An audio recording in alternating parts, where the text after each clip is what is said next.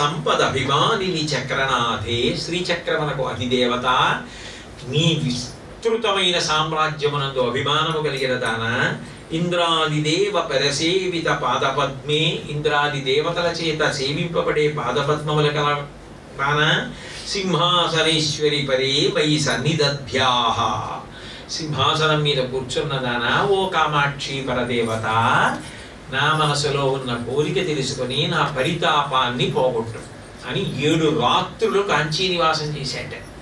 చేసి అక్కడున్న వాళ్ళందరికీ పట్టు పీతాంబరాలు పంచిపెట్టాడు, నగలు పంచిపెట్టాడు, అన్నదానాలు చేశాడు. 7వ రోజు రాత్రి అయిపోయిన తర్వాత కామాక్షి పరదేవత దర్శనమిచ్చింది దశరథ మహారాజు గారికి. నువ్వు కాంచీపురం వచ్చి నన్ను సేవించావు, ఇంత పరితాపం పొందుతున్నావు, 60,000 సంవత్సరాల వయసు వచ్చేసింది, బిడ్డలు లేరని, నీకు మామూలు కొడుకుల్ని ఇవ్వను, నా అంశతో 9 కొడుకులు నీ కడుపున పుడతారు, యుగాలు మారిపోయినా నీ కీర్తి, నీ కొడుకుల కీర్తి అట్లాగే ఉండిపోతుంది, అయోధ్యకి బయలుదేరాడు. ఆయన తర్వాత అయోధ్య నగరానికి వచ్చాడు. రామలక్ష్మణ భరత శత్రుఘ్నుల యొక్క జననము వెనక కాంచీ పరదేవత, కామాక్షి పరదేవత అనుగ్రహము దశరథ మహారాజు గారికి ఉంది.